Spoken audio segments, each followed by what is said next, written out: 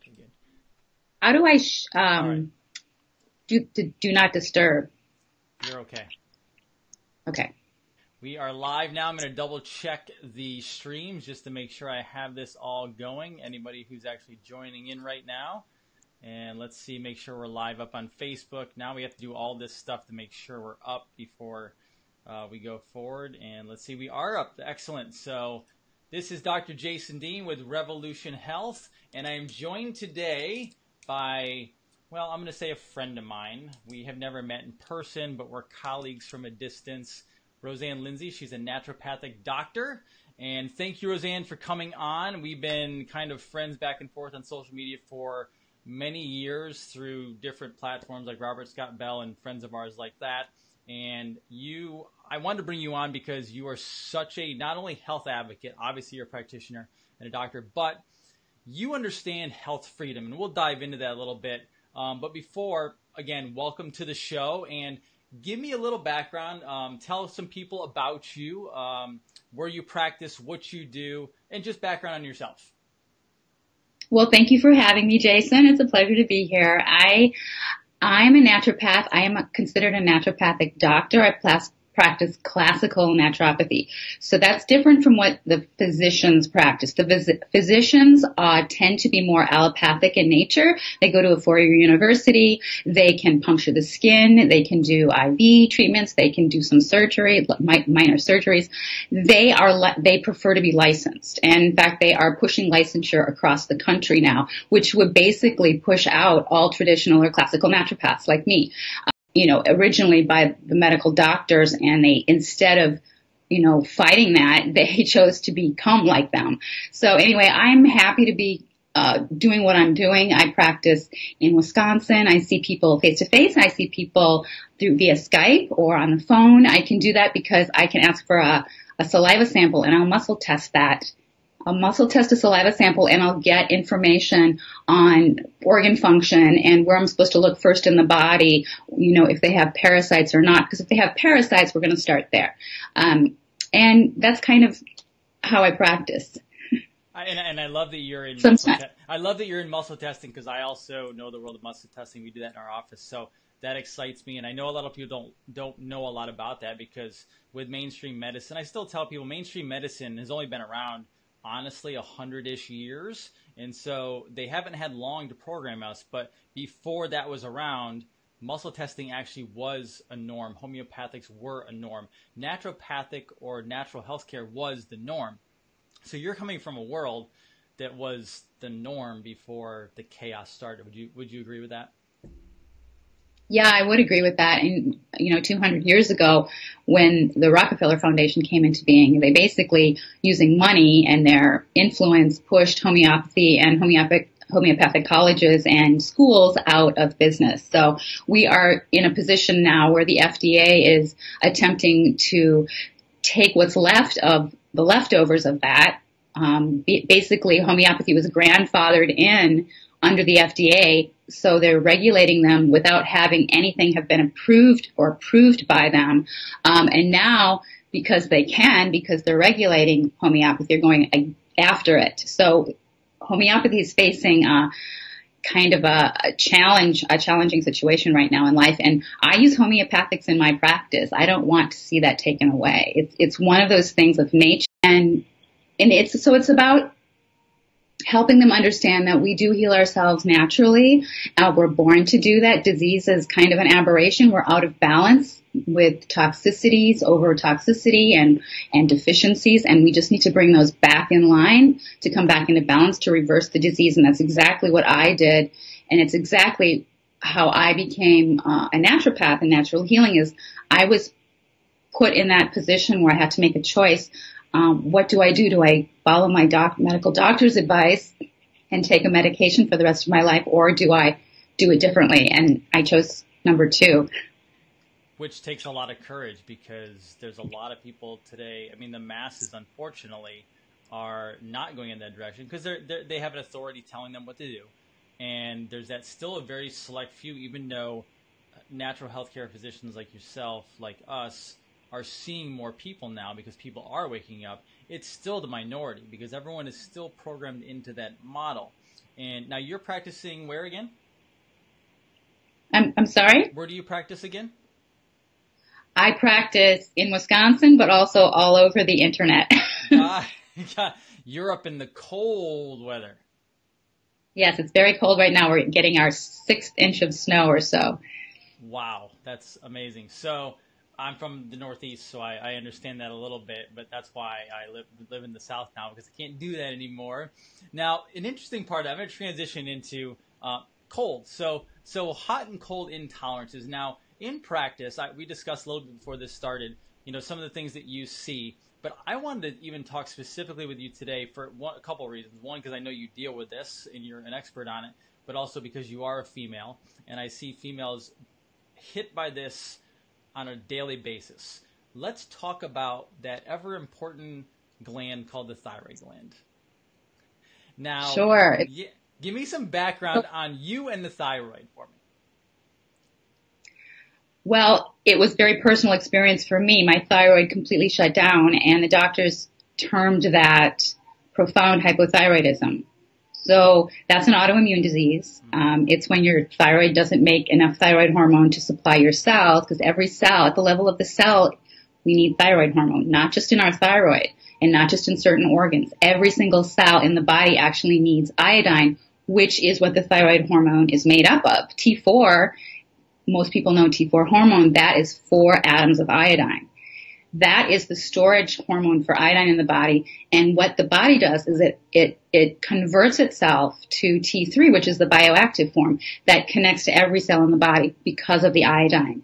Now, when I was diagnosed with this in 2009, I knew a little bit about it because I saw my friends around me all being diagnosed with thyroid disease. And I said, I am not going to let this happen to me. I'm going to prevent this. So I started researching it, and I started taking a product called Lugol's iodine, which you probably know, and your audience may know. It's a combination of potassium iodide and iodine.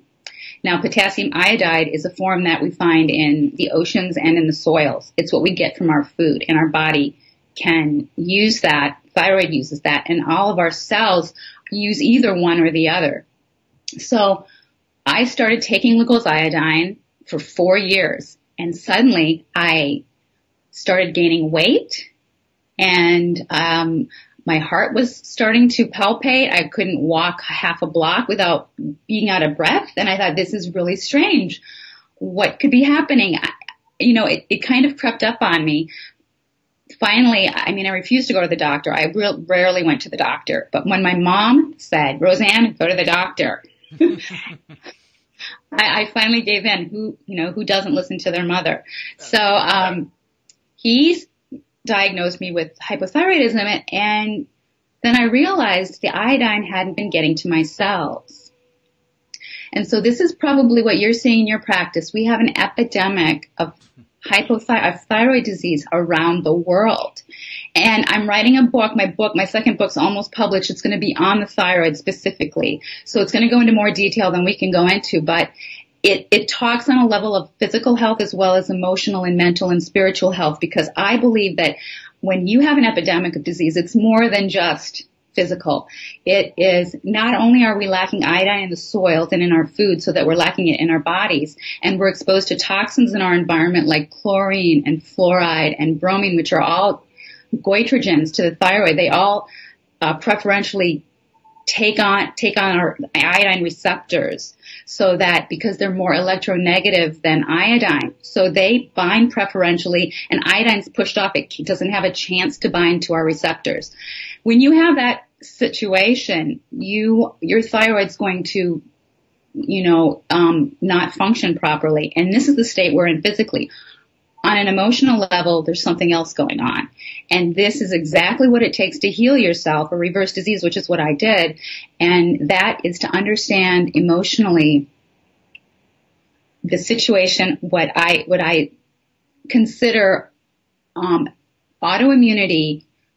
In most of case of thyroid disease is autoimmune thyroid disease. 80% of thyroid disease is autoimmune. What does that mean? I had to understand that before I understood what was happening in my own body. And to me, autoimmunity is when the body attacks itself, it attacks its own cells because of whatever toxins or viruses that get into the cells. But what does that mean emotionally? It means that we're attacking ourselves. We're not, we're claiming ourselves as victims, and we're not standing up and speaking our truth. The thyroid sits in the 5th chakra. And there's a reason for that. That is communication central. For me, it was speaking my truth. And as soon as I started to do that in my life, to stand up and speak for the things that matter to me, where I would hold back before, I always preferred not to be in the limelight, not to speak, to be in the background. When I started doing that, everything reversed. So that was the final step in my own reversal.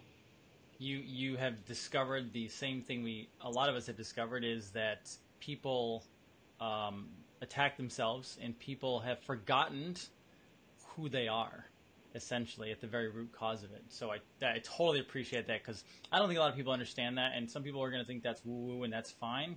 I don't really care, because at the end of the day, we know something's going on, and people, when they are at the bottom of the barrel, they're sick, they don't feel good, they've been everywhere, everyone told them something is not wrong, whether it's a blood test or whatever it may be, but they know deep down something is going on there, and a lot of times they wake up to the fact that, hey, there's something that has to change, both physically but also mentally as well. And now you touched on something in there from a standpoint of a toxicity standpoint. I know you talked about chlorine and like the different halogens. Tell me a little bit, again, or a little bit deeper on the toxicity you're seeing now at this day, because we go back 50, 100 years plus, a lot has changed from a toxicity standpoint. And what are you seeing and what are you hearing from a standpoint of what people are dealing with today versus what they levels? But I also checked off the box for heavy metal toxicity. And what I found was that I was high in, not in mercury, which is toxicity. And so all I had to do was kind of look up in the air and realize a lot of it's coming from the sky. We're breathing it in. It's geoengineering. Chemtrails, Rosanne? Chemtrails? Yes, chemtrails. And I realized, I have to, I have to reverse my toxicity. And so that's one thing that iodine does. If you get an iodine enough at a high enough level, you can push out a lot of the metals that are binding on the cells. And, do it in a form that's from nature. Don't just, Lugol's was not working for me. Sure. Because I wasn't using co-nutrients, which is found in kelp. Kelp is a source of iodine, a very good source of iodine, and it has co-nutrients that are built right into the plant. But if you don't use kelp, you need to use selenium. Selenium is important in the conversion of T4 to T3. And that happens, in the liver, and the liver needs selenium. You also can use glutathione to help push out heavy metals from the body, help the body, make more glutathione or add glutathione. I was eating a good diet already, but I needed to supplement with a lot more than I was doing. And that's how I helped reverse it. And that's what I do with my clients. I might put them on kelp or an herb called bladderwrack, which is you can use as a tincture. And then I'm also supplementing them with selenium, with other minerals. Magnesium is a big one. A lot of symptoms of depression are symptoms of magnesium deficiency, which would include depression, are also symptoms of iodine deficiency. So I call thyroid disease iodine deficiency disease. That's what it is. And when I'm looking at my clients, I'm looking at I'm starting to take classes in herbalism to understand plants better. And from their perspective, they're looking at plants and tissue states as how are they matching up. So you can actually choose a plant very closely to what the person really needs. The personality of the plant can actually match the personality of the client, because it's like homeopathy. Exactly. And that's so exciting, because I've always wanted to study homeopathy more in depth, and I've just never had the time. And here I am, drawn to plants and finding out, hey, this is exactly what I'm doing. I'm learning the beauty of like attracts like, or like cures like, which is the principle of homeopathy. It's beautiful. You're helping humanity is what you're doing. Now, You said a magic word. You said the technical word geoengineering, um, or as we like to call it, chemtrails for us, crazy conspiracy realists. I say that in honor of a dear friend who's passed, Liam Sheff. Um, Understanding what is actually happening, because the majority, we know this, the masses have not woken up yet to what is occurring. I got busted a little bit last night on Facebook because I had posted a little thing about, actually yesterday, First Lady Barbara Bush passed away, and the masses are celebrating someone who they know nothing really about. And the fact that we have people behind the scenes who are creating destruction. And it's not that I want to go down a negative road, but I believe you have to understand the cause and wake up to it before you can truly help yourself the whole way. And so you understand chemtrails, you understand geoengineering. I know you're a huge advocate of health freedom and waking people up, whatever means necessary. I know in your page you talk about the Wisconsin Health Freedom Call. We also have to educate them and wake them up. So give me some background on your health freedom movement.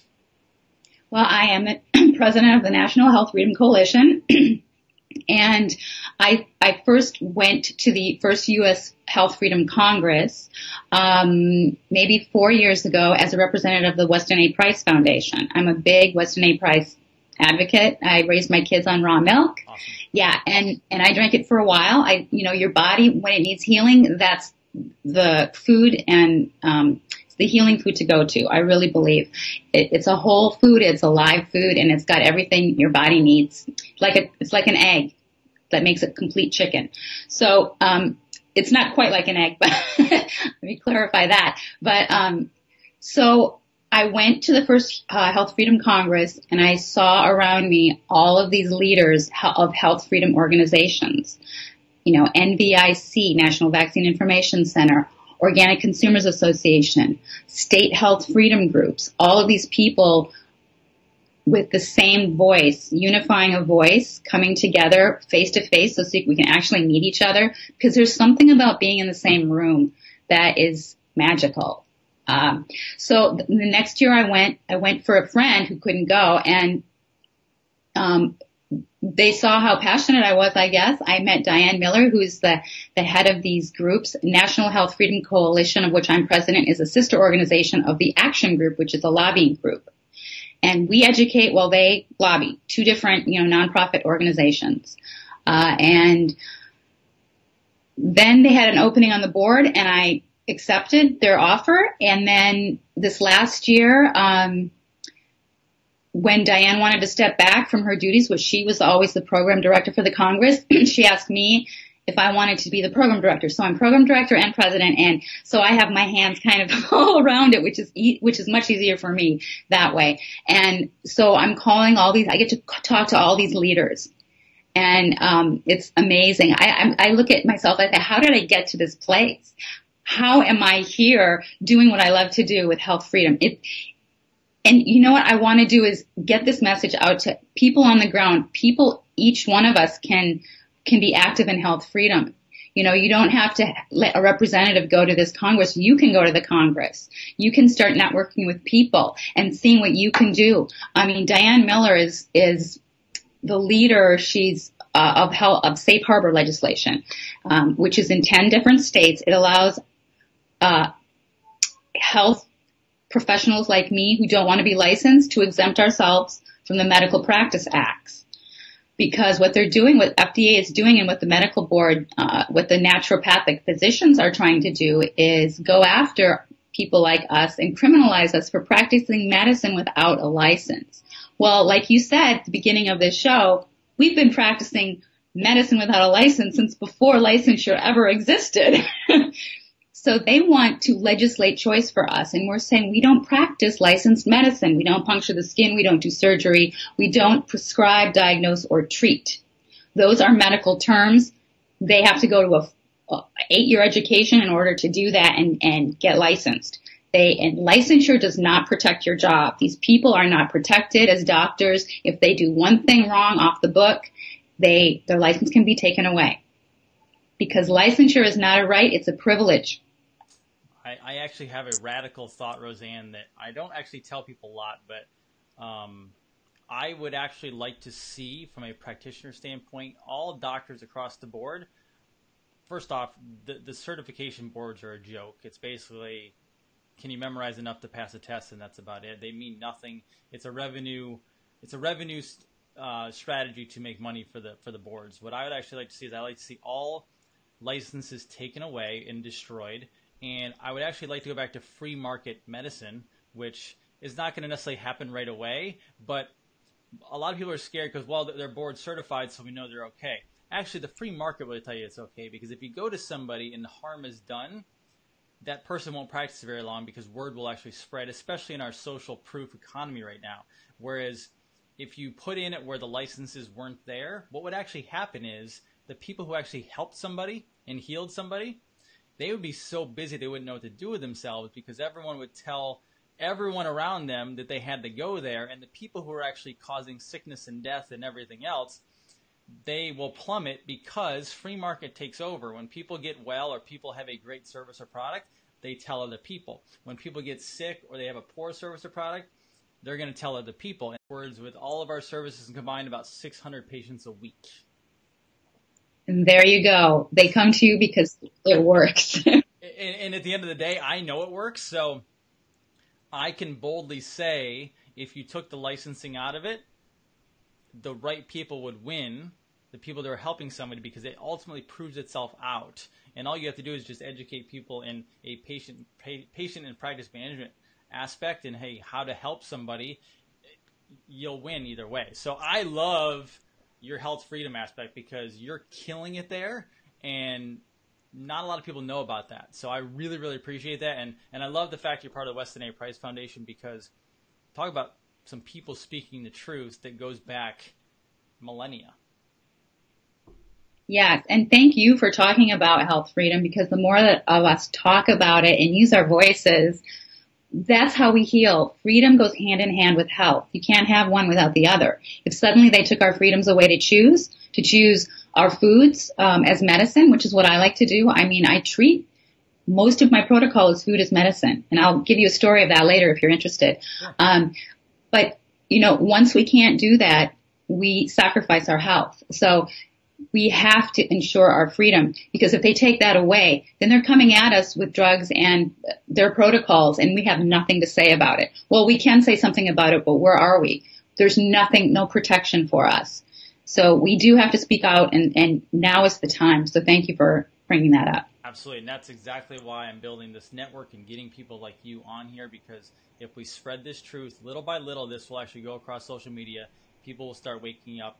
And even if they don't wake up right away, at least maybe it'll make them Google something or look something up or open a book to actually go find that knowledge. And I'd actually rather them find the knowledge on their own through a catalyst like one of us or you than having other people tell them what it is, because ultimately true knowledge comes from you seeking it yourself and then gaining it, and then your responsibility level goes up. So that's totally awesome. And we only have so much time today, but what I want to do is I actually want to bring you back and do some more health freedom talk, because I love from a standpoint of physiology what you're doing, but you, and I know you talk a lot on Robert Scott Bell's show, which is awesome, is you are totally attacking this. And we only touched a small piece of it from a health freedom standpoint. So if you're interested, we'll actually get you back on and go through some more of that stuff and give people actually strategical and tactical ways that they can do that locally in their community starting, and then how we can actually spread that nationwide. Is that something you're interested in doing? Yes, absolutely. Thanks, Jason. Awesome. Very cool. So before we end today, because I have to run off and do another interview, and I know you're busy, and from a time's perspective, do me a favor, tell everyone out there, if they're looking to meet up with you, they resonate with you, they want to hear more information or even just follow you, tell people where they can find you via social media, phone, office, anything you want. Okay, they can reach me at my website, which is natureofhealing.org. One word, natureofhealing.org. They can contact me through Facebook at Rosanne Lindsay, or also at Nature of Healing on Facebook. Awesome. I appreciate that very much. And then follow, obviously, the Revolution Health page as well as my page. We'll put some information out there so that anyone can get in touch with her as soon as possible. And she's an amazing healer. She's an awesome individual. Very proud to have her as a colleague. Rosanne, thank you for being on Revolution Health Network. Much appreciated, and tell everyone a great night, and we will be talking to you very soon. Thanks, Jason. You're welcome. Have a good one. You too.